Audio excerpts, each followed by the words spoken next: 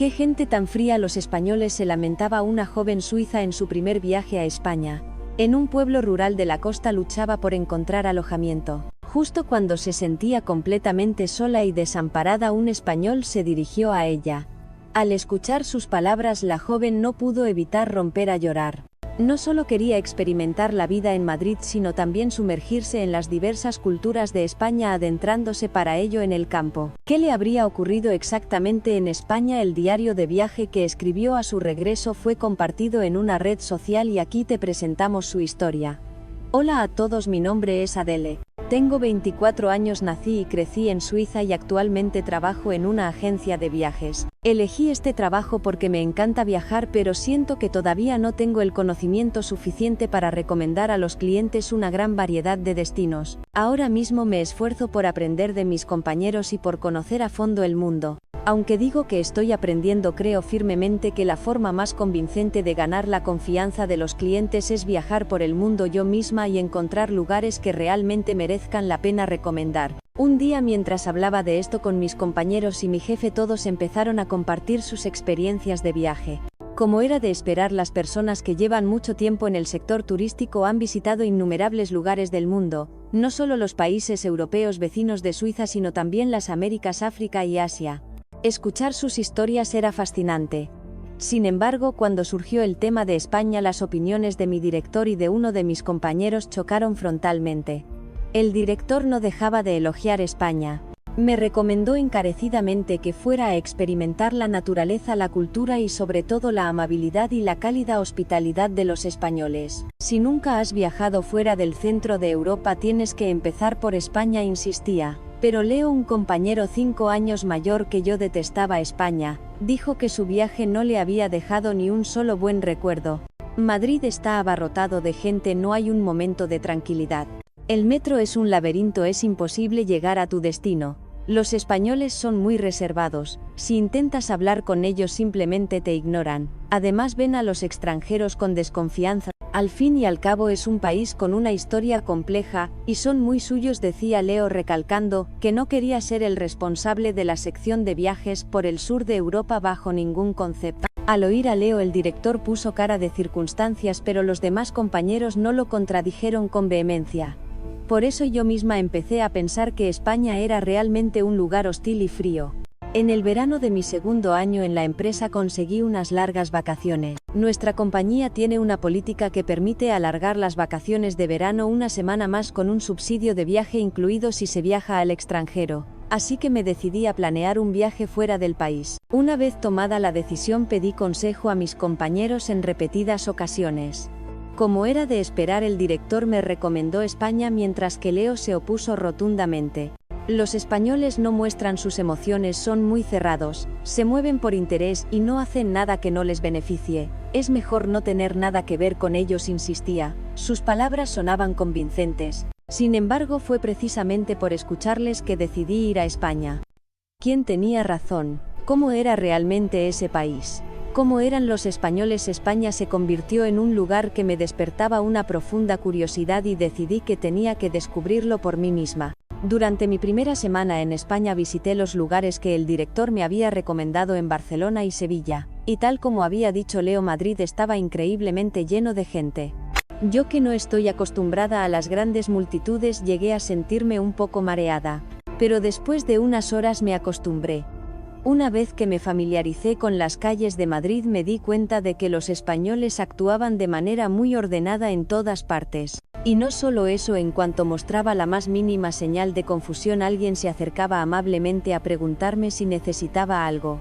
Cuando tenía problemas por no entender el español, incluso se tomaban la molestia de buscar a alguien que hablara inglés para ayudarme, y no era solo a mí a quien ayudaban. En Madrid presencié en varias ocasiones cómo los españoles se acercaban a personas en apuros para ofrecerles su ayuda.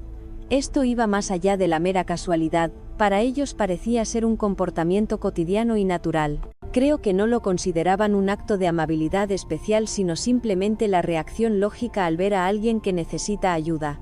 También quiero hablar de otra de las quejas de Leo: el transporte en Madrid. Es cierto que el metro y los trenes de cercanías de Madrid me sorprendieron al principio. Hay varias líneas de metro y trenes que van a todas partes y no todas son operadas por la misma compañía, por lo que al principio no sabía dónde coger qué. Para mí, que no entiendo español, era difícil saber en qué tren estaba o cuál era mi ubicación. Hay que admitir que el sistema ferroviario de España es extenso y complejo. Sin embargo, una vez que empecé a usarlo me quedé asombrada por el cuidado y la atención al detalle. Tal y como el director había elogiado, los trenes y el metro en España funcionaban con una puntualidad sorprendente, sin apenas retrasos. Pero lo que más me conmovió fue su consideración hacia los pasajeros. No solo había indicaciones y anuncios en varios idiomas, sino que los nombres de las líneas y las estaciones estaban marcados con letras y números, lo que permitía a los extranjeros entenderlo todo de forma intuitiva. Comparado con la actitud de búscalo tú mismo que se ve en otras partes del mundo, el servicio de información en España estaba a otro nivel. En esta era digital, la mayoría de las cosas se pueden consultar con un smartphone. Sin embargo, los españoles no se conforman con ofrecer un servicio tan básico. Quizás se sientan orgullosos de su hermoso idioma, pero se esfuerzan al máximo por ofrecer guías detalladas para quienes no lo entienden. La señalización multilingüe ya es un servicio excelente, pero añadir identificadores con letras y números para facilitar aún más el uso del transporte público demuestra una delicadeza excepcional. Más que sorprendida, me sentí profundamente conmovida. Esta amabilidad no se limitaba al transporte, sino que estaba integrada en todos los sistemas del país. Me di cuenta de que no solo la tecnología detrás de los servicios era avanzada, sino que el enfoque y la calidad del servicio en España superaban con creces el estándar mundial. No sentí en absoluto la dureza ni la frialdad de las que hablaban Leo. Tal como dijo el director, cada servicio que recibí en este lugar me llegó al corazón. Después de pasar aproximadamente una semana en España y haber recorrido las ciudades principales, empecé a explorar otras regiones en busca de esos lugares secretos que solo los locales conocen. Sentía que descubrir estos sitios me daría una ventaja como profesional del turismo. Con esa idea en mente viajé sin un rumbo fijo. Una de mis paradas fue un pequeño pueblo en la costa de Asturias. Al parecer es una región conocida dentro de España, pero no suele aparecer destacada en las guías turísticas para extranjeros. Para mí, sin embargo, era un lugar especial, era la tierra natal de uno de mis cantantes de folk favoritos. Pensé que su casa museo y los pueblos llenos de cultura celta atraerían a cualquier amante de la música y la cultura. Además, Asturias, conocida como la España Verde, ofrecía una costa de increíble belleza y antiguas ermitas, un sinfín de lugares con encanto. Pasé todo el día explorando Asturias y al anochecer empecé a buscar una pensión o una casa rural. Hasta entonces me había alojado en ciudades más grandes donde normalmente encontraba un hotel sin problemas cerca de la estación. Pero en este pequeño pueblo el alojamiento era escaso y, para mi desgracia, casi todo estaba completo. Como no hablaba español, no podía llamar para preguntar si había habitaciones libres, así que mis únicas opciones eran reservar por internet o presentarme en persona. El pánico empezó a apoderarse de mí. Me había alejado del centro del pueblo y estaba cerca de la playa. Incluso empecé a considerar la posibilidad de dormir en la calle. A diferencia de Madrid o Barcelona, a las 10 de la noche las luces del pueblo se apagaron y todo quedó en silencio y oscuridad. Me senté en un banco junto al mar, sintiéndome tan sola que estaba a punto de llorar. Recordé las palabras del director: los españoles son muy amables y España es un país muy seguro, así que una mujer puede viajar sola sin problemas. En ese momento sus palabras eran mi único consuelo, mi única esperanza. Pero por muy seguro que fuera el país, no era peligroso para una mujer estar sola en un lugar tan oscuro. Justo cuando la ansiedad amenazaba con consumirme, me levanté y empecé a caminar de nuevo buscando alguna luz. Mientras caminaba por la costa en dirección a la estación, sentí que había alguien cerca. ¿Debería acercarme a pedir ayuda para encontrar alojamiento, o sería mejor que no supieran que era una mujer sola? Luchaba internamente, debatiéndome entre confiar o no en los españoles. Me estaba odiando a mí misma por dudar. Mientras estaba paralizada sin poder decidirme, esa persona se acercó y me habló. Excúseme. Quien me hablaba con un inglés tímido era una chica que parecía tener apenas la adolescencia.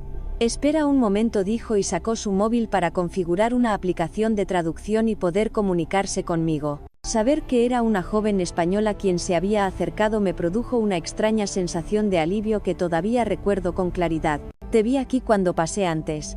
¿Has estado aquí todo este tiempo?, me preguntó a través de la aplicación. Le respondí en un inglés lento: sí, llevo aquí como una hora. Al entender mi respuesta, la chica escribió de nuevo: ¿tienes algún problema? Si necesitas ayuda, dímelo por favor. Después de que la aplicación tradujera la frase, me sonrió con dulzura. Su sonrisa me reconfortó, pero en ese momento recordé las palabras de mi compañero Leo: los españoles se mueven por interés. No hacen nada que no les beneficie. Es mejor no tener nada que ver con ellos. Mi mente era un caos. Leo, que había tenido una mala experiencia, seguramente conocía a los españoles mejor que yo. No creía que mi compañero, que siempre había sido amable conmigo, me hubiera mentido. Si confiaba en las palabras de Leo, entonces esta chica española que se me acercaba a estas horas de la noche tenía que tener alguna intención oculta. Pensar así parecía lo más lógico. Debería irme de aquí cuanto antes, pero desde que llegué a España había sido testigo y había experimentado en carne propia la amabilidad y la calidez de su gente en innumerables ocasiones. Había sentido profundamente que la hospitalidad española era un espíritu que todo el mundo debería aprender. Mi instinto me decía que podía confiar en esta chica. Mientras yo seguía debatiéndome en silencio, la joven española dijo algo y salió corriendo. Ahora es el momento de huir, me gritaba una voz en mi interior. Huye, esa chica tramaba algo. Me levanté y cogí mi equipaje. Justo entonces la vi regresar corriendo sin aliento. En su mano traía una botella de una tienda. Inmediatamente activó la aplicación y me habló. ¿Tienes sed? Si no te encuentras bien, dímelo. Después de que la aplicación hablara, me ofreció una botella de Aquarius y otra de agua mineral, gesticulando para que eligiera. Al verla allí jadeando con una expresión de genuina preocupación en su rostro, supe que no podía ser una mala persona que intentara engañarme. Por mucho que Leo conociera a los españoles, no podía desconfiar de esta chica. Gracias, le dije en un español torpe y acepté el agua de su mano. Le devolví el Aquarius y le dije: bebamos juntas. Al empezar a confiar en ella, una sonrisa natural y de alivio apareció en mi rostro. Después hablamos de todo, mi situación actual, qué hacía yo allí y por qué se había acercado a hablarme. Resultó que era solo una estudiante de bachillerato llamada Sofía. Me había visto sentada junto al mar de camino a casa desde sus clases. Se había quedado preocupada y una hora después volvió para ver cómo estaba.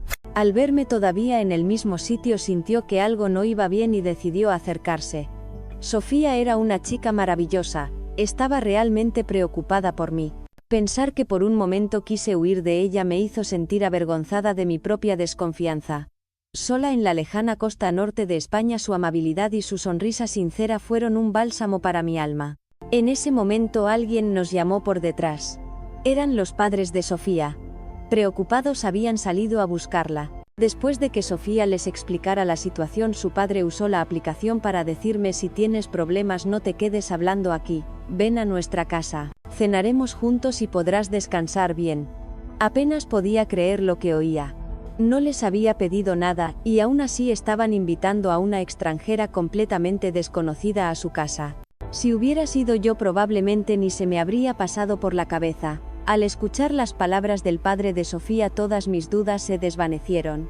Muchas gracias por vuestra invitación, dije, y me dirigí a su casa con Sofía y sus padres charlando por el camino. Desde que llegué a España solo me había encontrado con personas consideradas que trataban con amabilidad a cualquiera que estuviera en apuros, sin importar quién fuera. Por supuesto, sé que no todos los españoles son así, pero estoy segura de que la mayoría son gente amable. No creo que Leo estuviera equivocado. Quizás simplemente tuvo la mala suerte de tener una mala experiencia en España, de encontrarse con gente con la que no conectó. Pero la España que yo vi fue diferente. Los españoles que yo conocí eran diferentes. Es cierto que algunos son más tímidos y no confían mucho en su inglés, pero tienen un corazón puro. No actúan por interés, sino por un deseo genuino de ayudar a los demás, y lo hacen de forma natural sin darle mayor importancia. Sé que España tiene una historia compleja y se enfrenta a muchos desafíos a nivel internacional, pero puedo imaginar que incluso en tiempos difíciles son un pueblo que siempre ha mantenido un profundo afecto por quienes lo rodean. Y estoy convencida de que su capacidad para crear un milagro económico tras la dictadura y convertirse en un lugar vibrante se debe precisamente a su espíritu de acogida y comprensión hacia las culturas extranjeras. En este sentido creo que la visión de Leo sobre España es errónea. Al final me quedé en casa de Sofía durante 2 noches. Sofía me llevó a conocer algunos de los secretos mejor guardados de Asturias. Los lugares que me enseñó eran maravillosos y me abrieron los ojos a mí que creía conocer bien la naturaleza de España. Ojalá pudiera ser una guía como Sofía, pensé. El tiempo que pasé con ella fue increíblemente feliz. Ver a Sofía esforzarse tanto por hacerme sentir bien me ayudó a definir mi propio sueño. En mi última noche en su casa todos juntos disfrutamos de una espectacular mariscada que su padre trajo directamente del puerto. Se convirtió en el recuerdo más hermoso de mi viaje. Cuando regresé a Suiza informé detalladamente a todos en la oficina sobre las maravillas de España que había experimentado. Comparado con sus vivencias en viajes exóticos, mi relato podría parecer modesto y poco interesante. Visitar lugares patrimonio de la humanidad o probar la deliciosa gastronomía local son sin duda placeres de viajar. Yo también probé muchas cosas en España, pero mis mejores recuerdos son los pequeños momentos compartidos con los españoles. Fue un viaje que me tocó el alma y esos son para mí los tesoros más preciados. Leo, que me escuchaba, parecía a la vez envidioso y feliz. Quizás debería darle otra oportunidad a España. Gracias, Adele, me dijo mientras sus ojos brillaban. Su expresión me dejó una profunda impresión. Espero que algún día él también pueda experimentar la maravillosa España que yo conocí. Han pasado 2 meses desde que volví de España. Aunque el trabajo me mantiene ocupada, encuentro momentos para escribir este diario. Quiero seguir viajando a España siempre que pueda. Por supuesto también quiero visitar otros países, pero el punto de partida de mis viajes por el mundo fue España y mis maestros como guía turística fueron Sofía y su familia. Guardaré en mi corazón la experiencia que viví en España y lo que aprendí de ellos sobre cómo tratar a las personas. Mi felicidad será poder seguir escribiendo este diario en el futuro.